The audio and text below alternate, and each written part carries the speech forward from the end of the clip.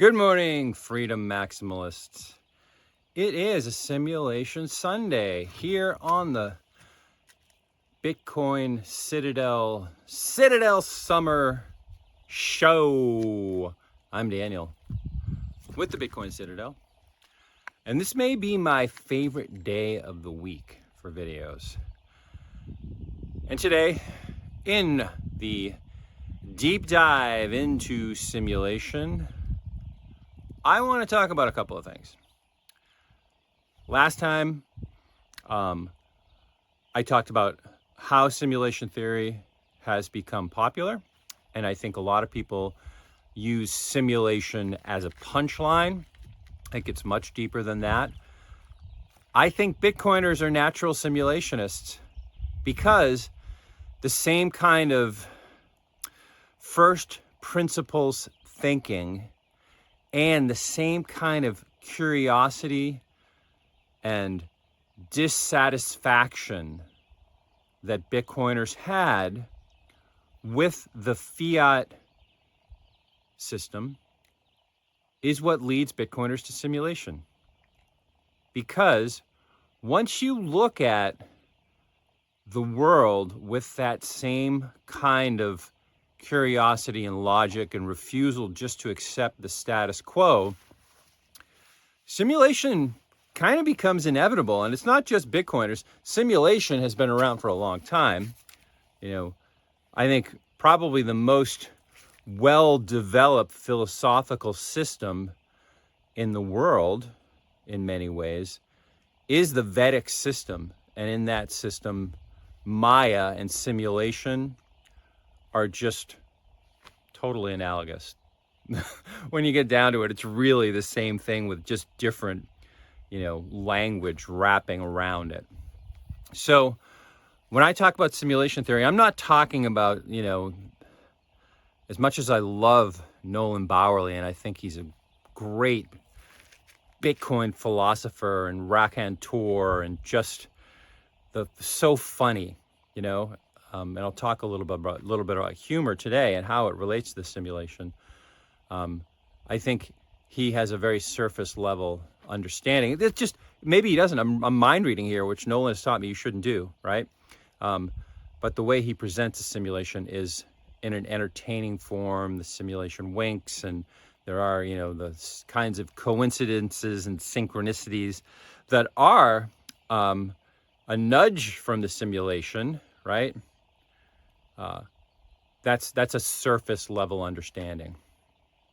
When you think about simulation from a deep level, it's like the first question I ask is, who would go through the effort of creating such a simulation? Look at it, look around. Oh my goodness.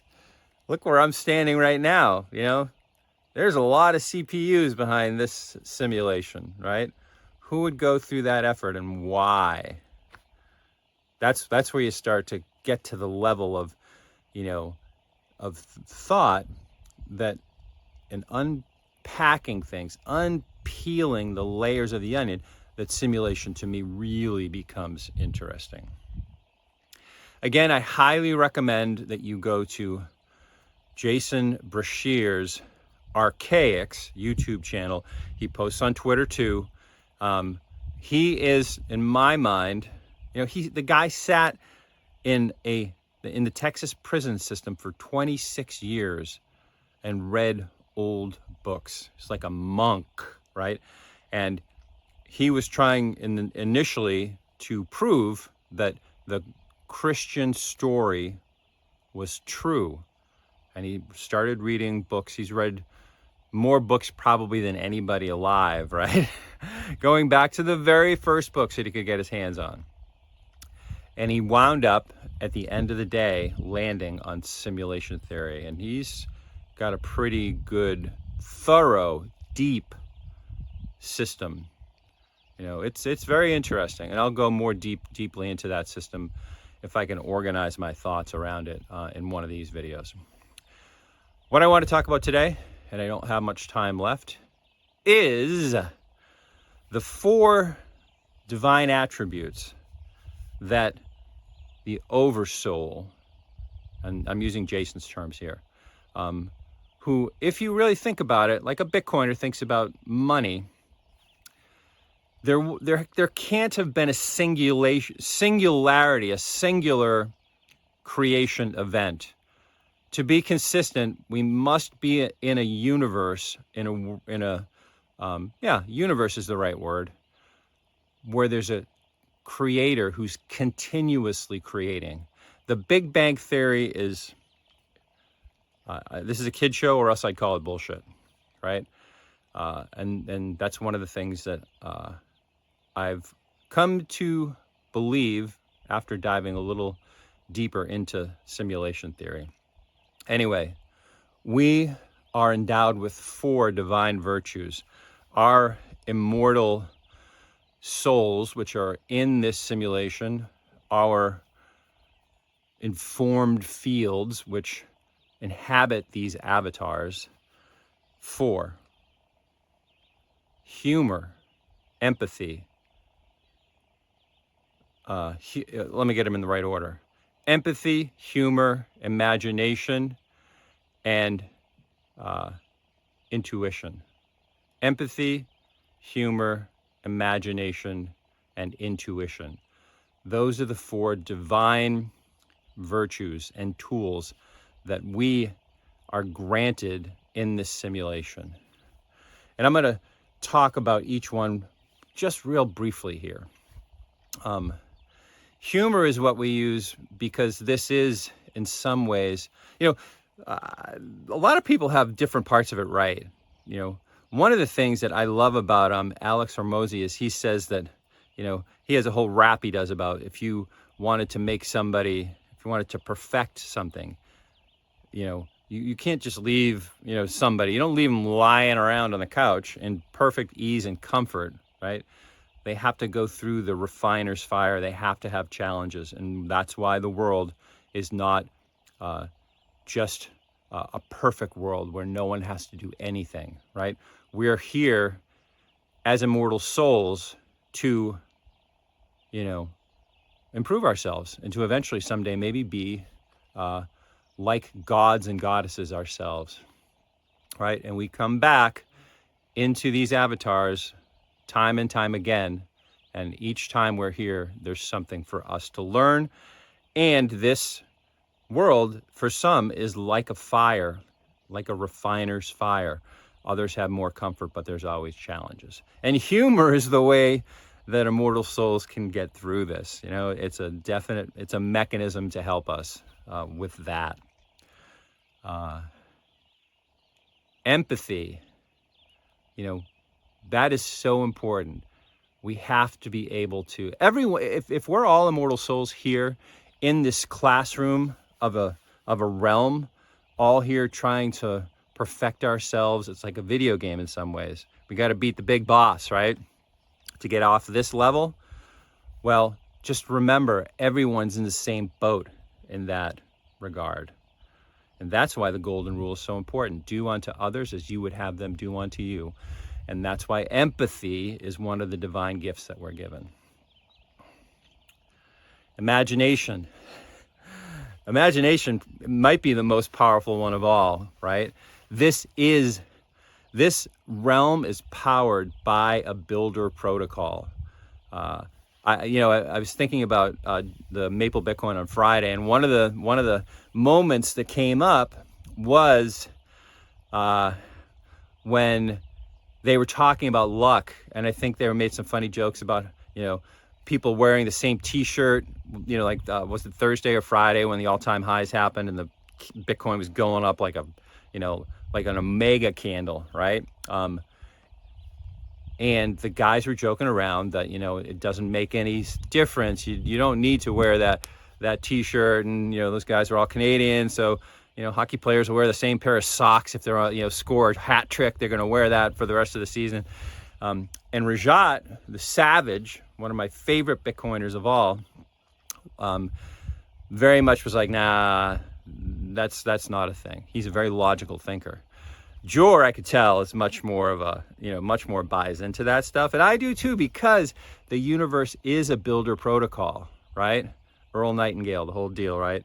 You visualize so strongly I am where I want to be. I'm already living that. And if you move your avatar in that direction, and this is a great teaching of Jason Brashears, you can't sit around and just daydream. You have to move your avatar in the direction of the things that you've already imagined yourself living, right? Imagination, such a powerful tool in a simulation like ours, where the entire simulation is governed by a builder protocol. The last one is intuition. And intuition is really, the guys mentioned pattern recognition, right? Or I think they did. Human beings are great for pattern recognition. We don't always come up with the right pattern when we recognize things.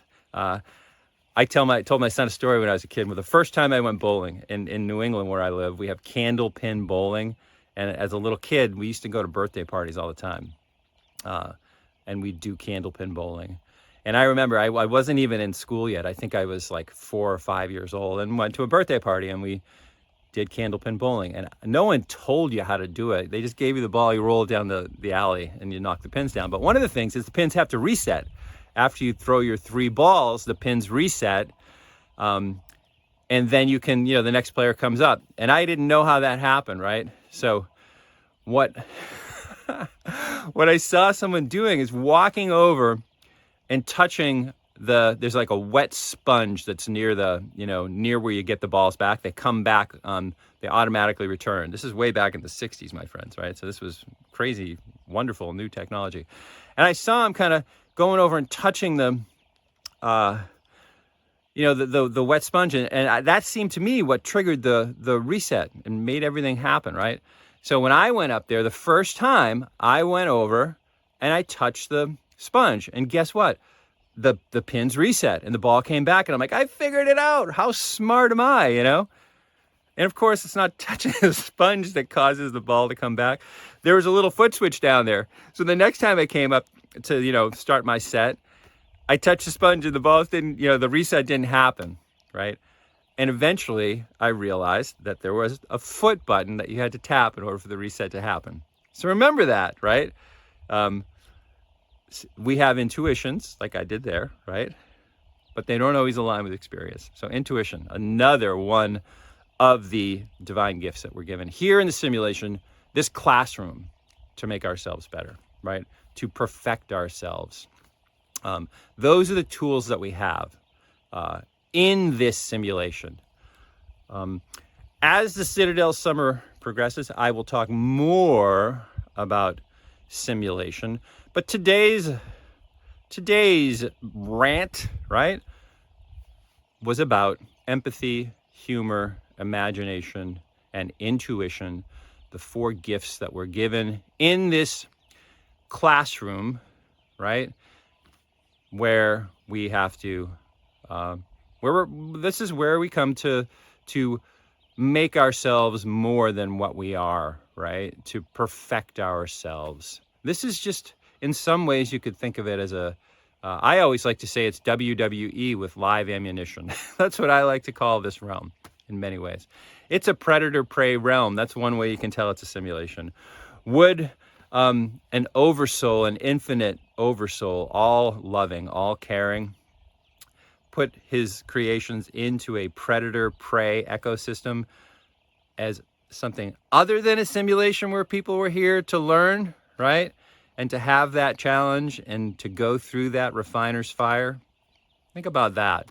Use the tools that you've been given that got you into Bitcoin and focus them on, the nature of being. And I think inevitably you're going to come up with simulation theory, or what the ancients called Maya. Food for thought. Peace. Talk to you tomorrow.